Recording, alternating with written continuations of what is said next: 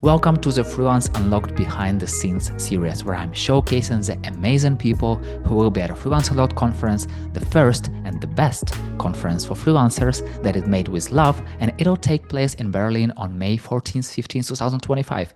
If you are a freelancer in Europe, it's an event made for you to learn, exchange experiences, and build your network of great freelancers and experts who move the freelance economy forward. So go to freelanceunlocked.com and grab your ticket right away. My name is Yuri. I'm a community builder at Freelance Unlocked, and my guest is Hanna Oeljeschlaeger, a serial entrepreneur and business mentor with a global perspective, having lived and worked in over 8 countries since 2009, with a passion for traveling, exploring new places, music festivals, mainly rock, and the best latte macchiato. So, hello, Hanna. Hi, nice to be here. Super happy to talk to you even before the conference. So tell me, how are you connected with the freelance world? Yes, of course. So I'm connected with the freelance world by accident, I want to say. I got connected in 2016 when I stopped my last project, and it was an amazing project with HubSpot at the time. And I just decided I wanted to find something similar that was as good and as exciting. And in the meantime, I was like, okay, what do you do until you find that? So I was like, okay, let's just explore and let's start freelance for the meantime. And that was about, well, nearly 10 years ago now.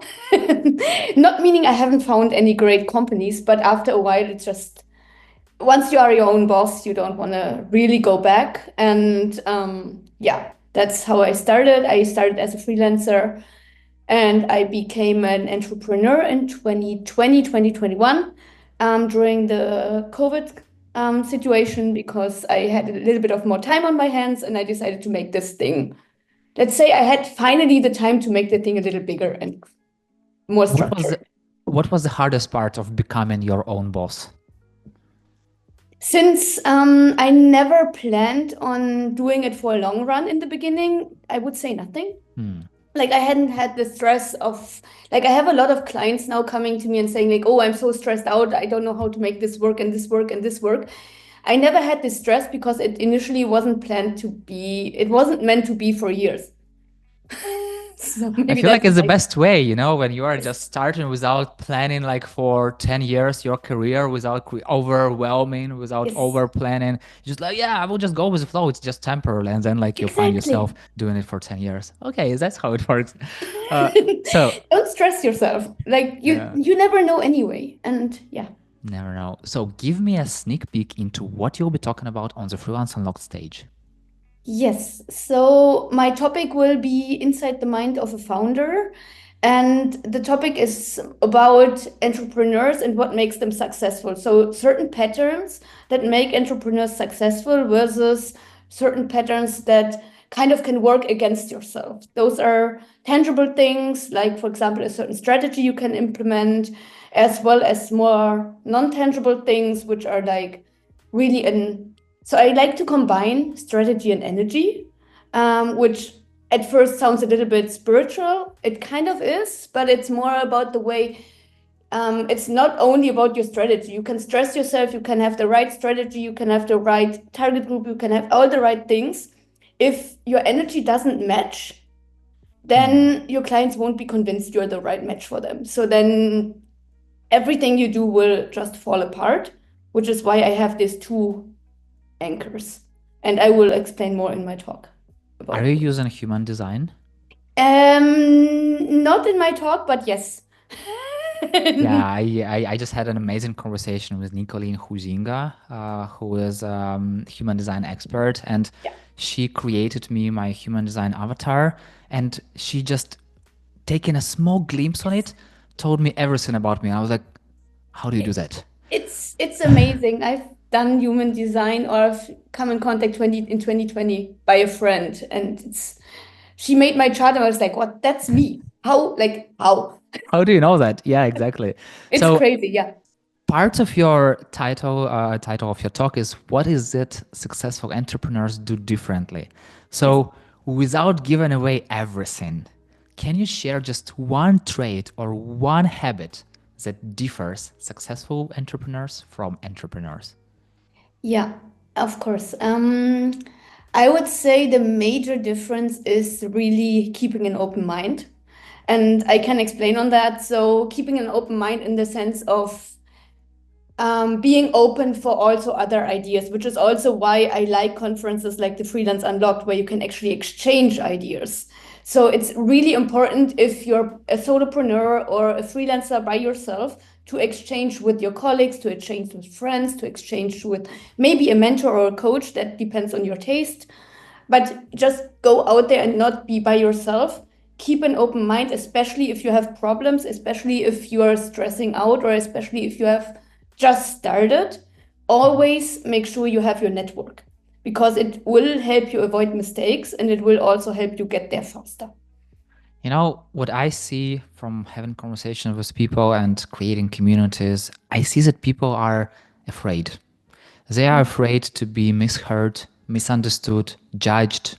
They are afraid that they Yeah. will share their challenge and others will mock them, make Yeah. fun of them, and won't trust, and they are afraid to be vulnerable. So Mhm. still, I totally agree with you that you must go find other people. And I'm curious, from your perspective, for someone who is afraid, what is one step to take to become a part of a community, to become a part of some kind of a group, to meet others and to open to them?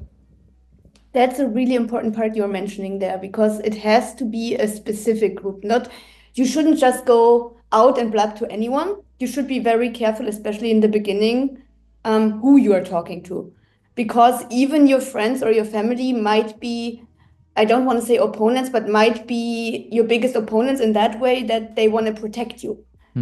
And that might not be what you need to hear at this point, or not what you want to hear at this point, but you need to find people who are like-minded, like a like-minded community, and a very tight net and a small net in the beginning.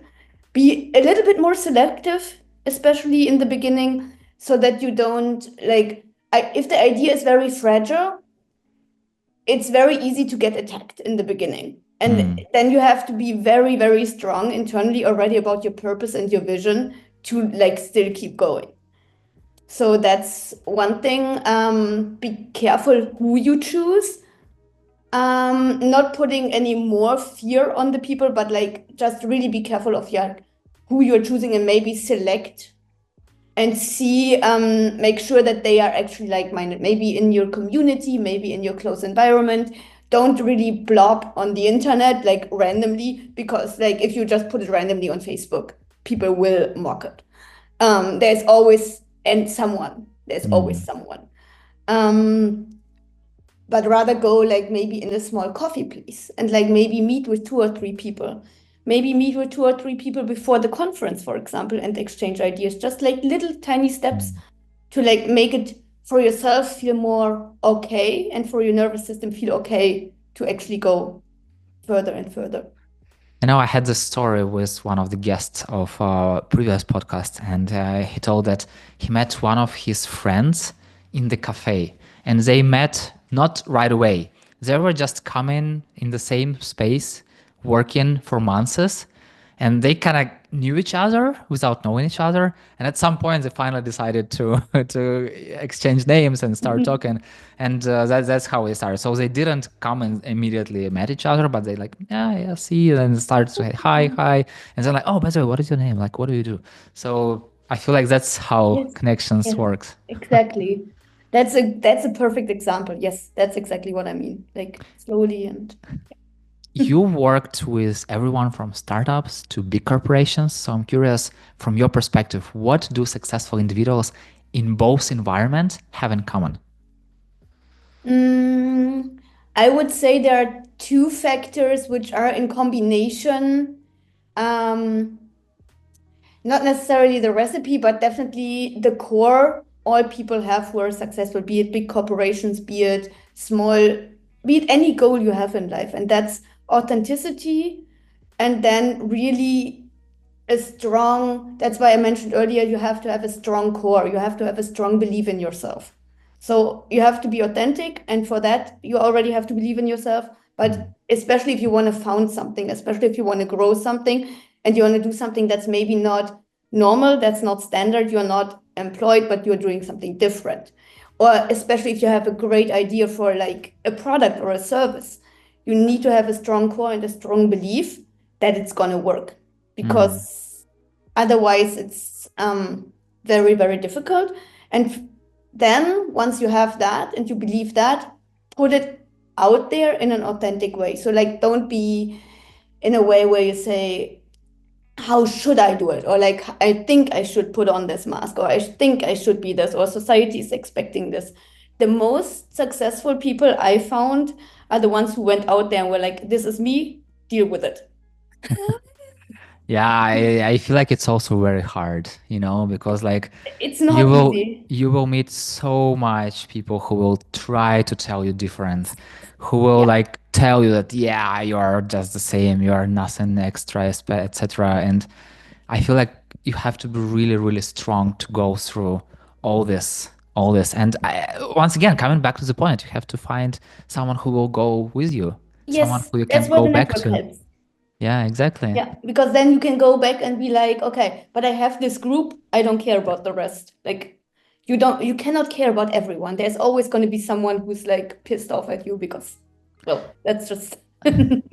One thing that freelancers usually overlook is they forget that they are creating business also. Even if you are a freelancer, you are running a freelance business because you are an expert in what you are doing, but you have to be a sales expert, you have to be a marketing expert, you have to be networking expert, branding expert, tax expert, accounting expert, and like all this in one thing. And sometimes you even have to be a healthcare expert, especially if you have children.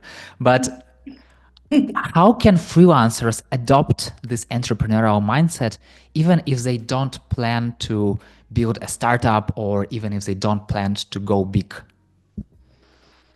What you're saying there is very important, very interesting. Like, you have to wear a lot of hats, and that's already how you are an entrepreneur. Because once you wear all these hats, you are an entrepreneur rather than a freelancer.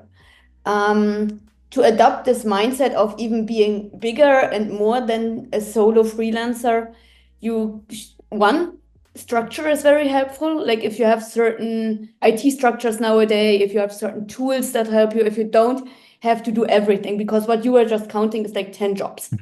Yeah, exactly. So I would say one of the things is really good to see, okay, what is it I really have to do by myself, and what is maybe a repetitive task or something ChatGPT can help me with, or an easy email automation. Like, there are email inboxes that sort your emails for you. That don't even cost that much. I think I have one for €5. So like, it doesn't have to cost a lot, but there are tools out there which can help you a lot. So many freelancers are already solopreneurs, as you've mentioned, because to run a freelancer business, to have all these 10 personalities in under one head, yeah, you have to really be very structured. So what's one small thing they can start doing right away if they want to build a more resilient business? One thing they can start right away, I would say, really be on the lookout for these things. So really be on the lookout, what can help me next? And don't take like 10 steps in. Like, don't, as I mentioned in the beginning, still think the reason why it worked for me and why it grew so big, the first business, is because I never expected it to. Like, at some point, of course, I had the vision, but it was not in the beginning, and it was also not a way where I was like, it has to happen, and I like stressing out. But it was more like one step at a time, and then let's see where it goes. Let's see where it goes. Oh, this is nice. And then again, keep an open mind and be open for the opportunities. There is a really nice. I love this book. It's called Rock Your Life, from the lead guitarist of the Scorpions. I don't know if you know the Scorpions. Yeah, it's amazing. I love the book. I did not expect this from him, to be honest.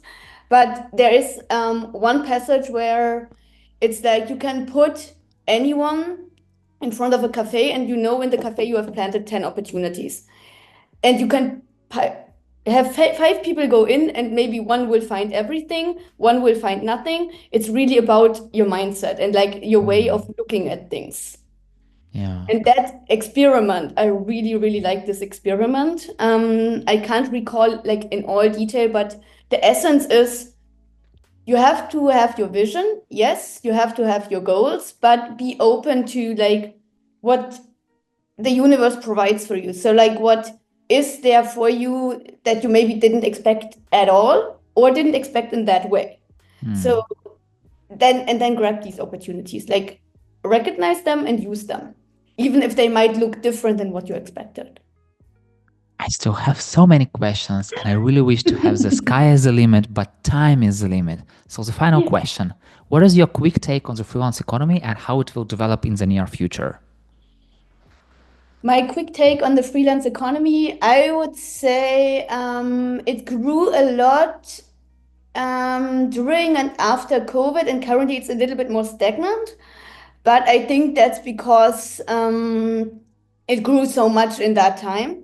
So I think what's coming now is really a healthy way of like leveraging, like where they say, okay, if you grow, you have to then settle and make it stable, and then you can grow again. So I see it as currently a stabling situation. And what would you say to your friend if they asked you whether they should go to the Freelance Unlocked? I would say if they are an entrepreneur, for sure. Because that's the way the place where you can network, right? And I've seen all the other talks. There are some amazing, interesting topics like I definitely want to explore. So yeah. And even before the conference, what is the best way to connect with you? I would say LinkedIn is the best way to connect with me.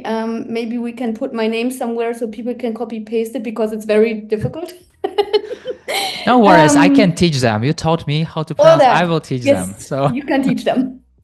okay, and yeah, Hanna, thank you so much for having such an open and exciting and interesting conversation even before the conference. And can't wait to learn more from you and meet you in person very soon.